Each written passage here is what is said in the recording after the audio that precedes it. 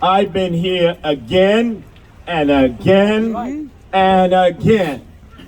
Going back to Maspeth, when this community, in alliance with Glendale and Middle Village and other residents who came from surrounding areas, beat back Steve Banks and Mayor Bill de Blasio, who tried to shove a shelter into your neighborhood. That's right. Lousy bum. At the Holiday Inn Express. And there were dozens of people who assembled each and every night.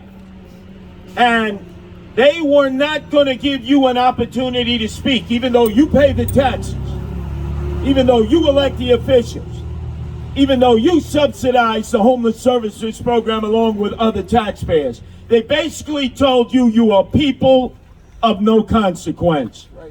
And if you remember, I joined you in solidarity, as did citizens in all 5 boroughs. Yes, you did.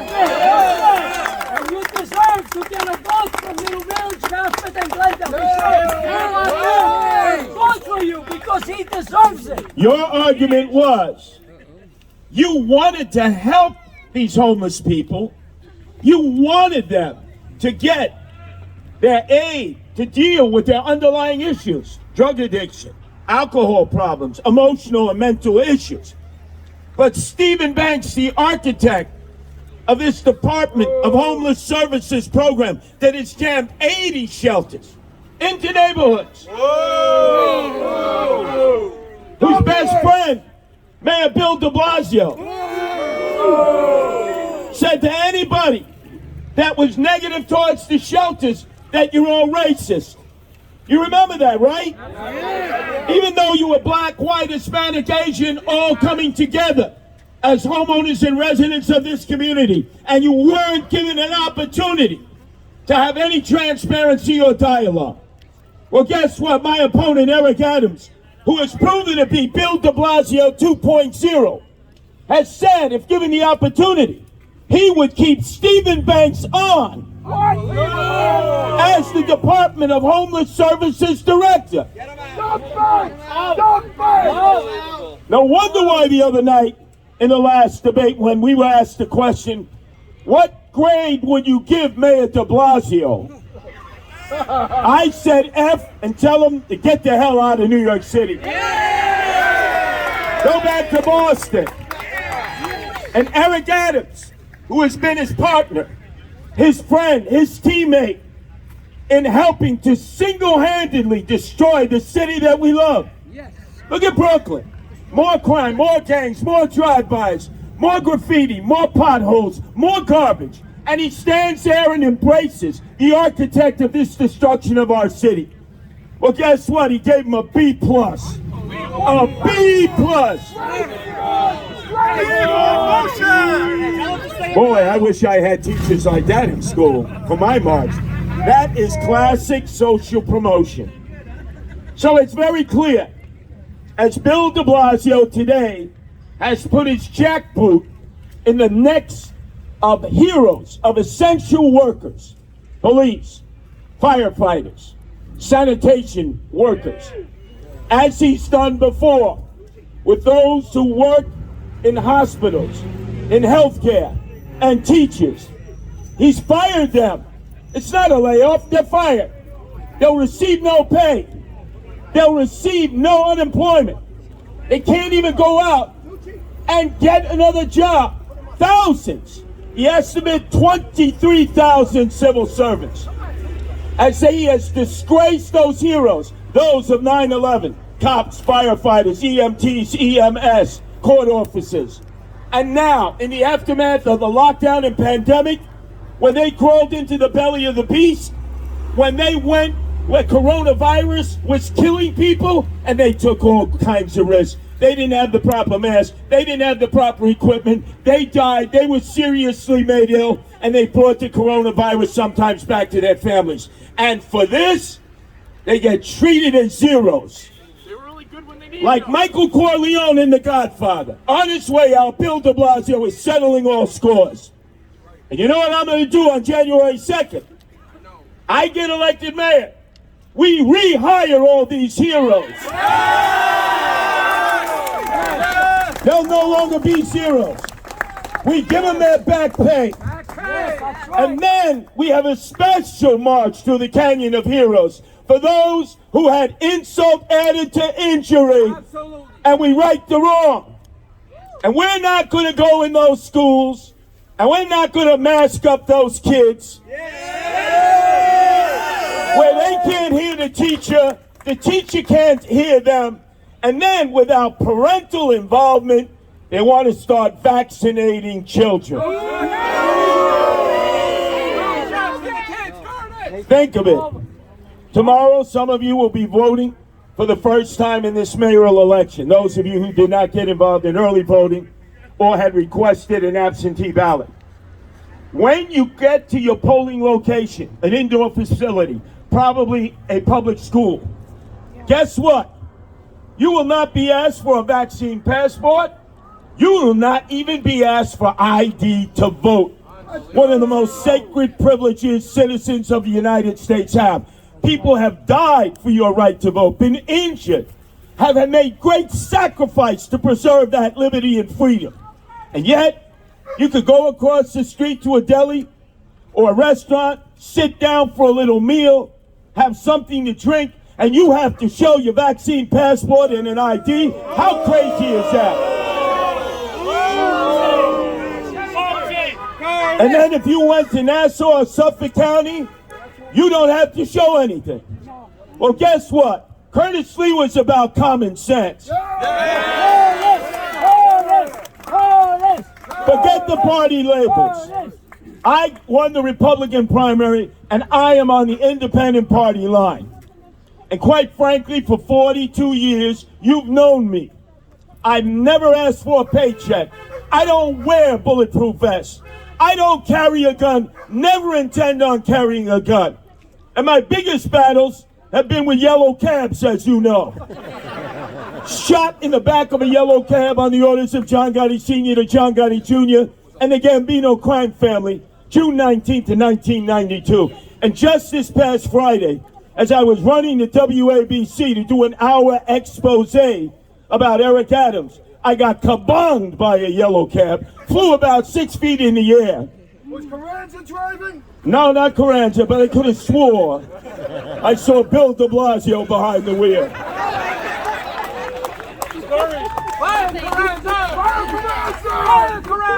So, I promise all of you one thing above all others: transparency, involvement.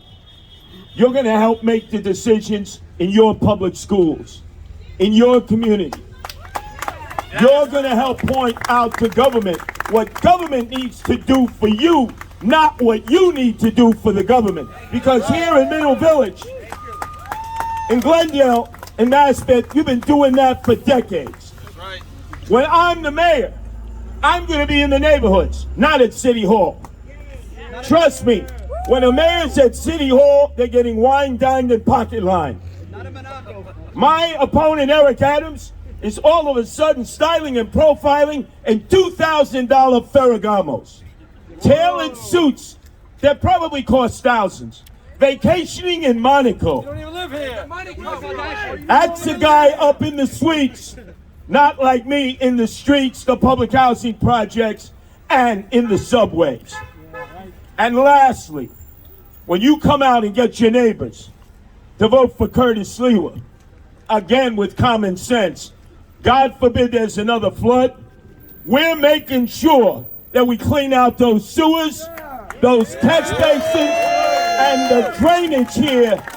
Every week we go around and do what they did when we were kids. And now all of a sudden they never do it. All they talk about is global warming, climate change. Well, how about just doing the basics? Maintenance that you taxpayers have paid for, so you don't have your basements and your houses wiped out where you don't even have flood insurance. How about basic common sense?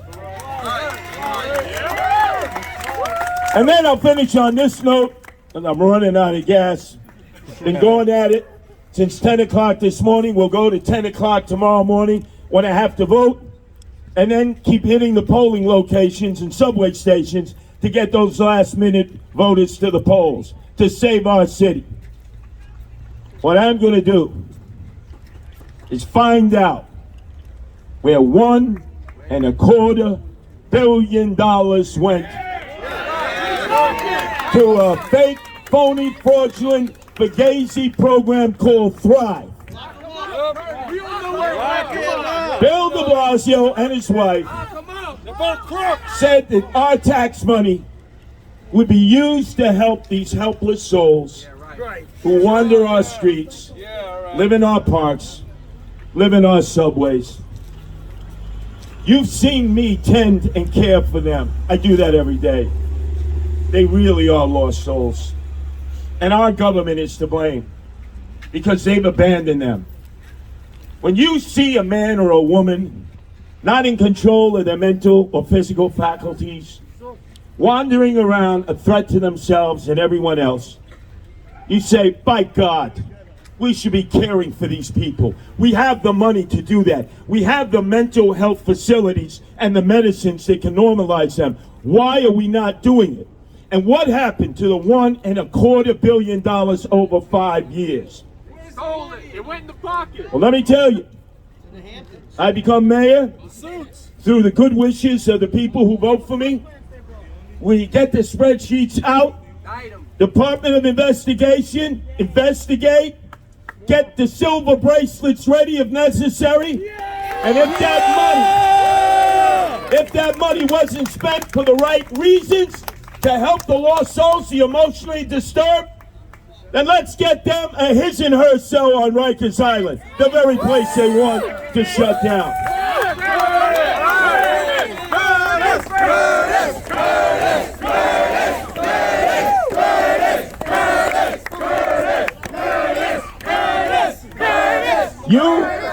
You elect Eric Adams, and there's going to be a community jail coming into a community and neighborhood near you. You elect Eric Adams, and you'll have more of overnight, no transparency shelters shoved down your throats. And if you notice in a debate, he said, oh, I want to purchase empty hotels and motels and put homeless people in there and stabilize them. Well, that's a good idea if they have services, because right now, if you go to Cooper Avenue, where they shoved the shelter down the throat of those in Glendale, there are no services for the mentally ill, for those with alcohol or drug problems. And think of it, he said, but we'll only buy hotels and motels in the outer boroughs. Brooklyn, Queens, Staten Island, the Bronx. He said, well, the reason we won't do it in Manhattan is there are no empty hotels. Now, let me tell you something. He knows nothing about this city. Yes. I pointed out to him, what are you talking about, Eric? There are at least 4 or 5 boarded up hotels in Manhattan alone. The reason he won't put them in Manhattan, he's been bought and he's been bossed.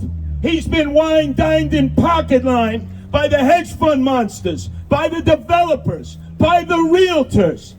He can't call the shots anymore. You know what he said the other night after our debate? He joined former Mayor Michael Bloomberg at an event for the Fortune Society, a great group that gets men and women back on track who've done prison time.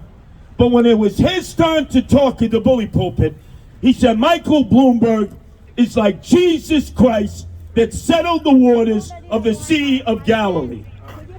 That is a form of idolatry. That is a man who has been bought by the uber rich. Curtis Sliwa has never been bought, never been bossed. Stood up to gangs, stood up to organized crime. And then lastly, just recently, Eric Adams, my opponent, said that he has met with gang leaders with bodies. Now, for those of you who don't know the street terminology, gang leaders with bodies means not just gang members, gang leaders who have actually shot and killed people. He has met with them. Do you think he asked them for their vaccine passport and ID card? Of course not. I pressed him on the issue in the debate. What gang leaders? When? Where? Why? How? And he wouldn't answer. He said, I did it to get confidential information. Then, if you remember, I said, But you never even met with the police unions, including your former union, the Captains Benevolent Association, who wouldn't even give you their endorsement in the primary. They endorsed Andrew Yang. This man wants to elevate gang leader killers and give them a place at the table of public safety in City Hall. I want to lock up gang leaders who kill, incarcerate them, set an example to your other young people that for your actions there are consequences, and then steer them away from the gangs instead of elevating them and giving them parity. And then lastly, this is so important. People laughed at me initially. And you know it's a danger to laugh at me because I might punch your schnoz right down your throat. But people laughed at me. They said, oh, you're the cat man. How many cats do you have in your apartment? I said, now it's 17. And you know why there are 17 cats in my 328 square foot apartment that I share with my wife, Nancy? It's because every one of those 17 cats would have been destroyed or euthanized in the shelter systems of New York that we paid millions of dollars for, with the assumption that when you surrender a cat, dog, or another animal, or they find one wandering the streets, that the shelter system will find them a home of their own, right? You all believe that? Yes. You all believe that they'll be fostered out, adopted, or a rescue group will come. The truth is, in 72 hours, if that cat, dog, or animal is not claimed, they're destroyed. They're euthanized. They even have a death watch list. Mahatma Gandhi said, one of the greatest individuals ever to exist in our world, a society that does not treat its animals well will not treat its human beings well. Obvious. Look at the emotionally disturbed and the homeless. When I become mayor, we will have no kill shelters. We are never going to kill a dog or a cat or an animal again. Those are our furry little friends. In fact, they're like our family members. I don't know about you. I would much rather talk to my 17 cats than my ex-wives, friends, business associates, guardian angels, or anyone else. Because oftentimes all they give me is mishigash. Whereas all the pets give me is love. And that's what the world needs more of. I'm a compassionate, caring politician. And we haven't had many of them lately. Right. So let's set a new example. Get to the polls, get your family, friends, and members that you know who work in the city and can vote in the city to send a shockwave that's heard all over the world. Because Eric Adams has not been coronated. He's not been anointed. The Pope Francis has not reached out to him for beatification. We did that so many times before. Remember with Andrew Cuomo? We had him running for president of the United States. They were saying St. Andrew Cuomo, and soon he may be behind bars wearing the silver pearly cups. So ladies and gentlemen, common sense should prevail. Get out, vote, save your neighborhood, improve, don't move, raise your children and grandchildren in the standards that you believe are proper. Go to your community boards, go to your school boards, participate. That's what democracy is about. And don't let anyone put fear into you that if you defy politicians, none of whom can be trusted, and that includes me, that the people's will should not prevail. I trust people. I don't trust politicians. Thanks for coming out here tonight. Thank you.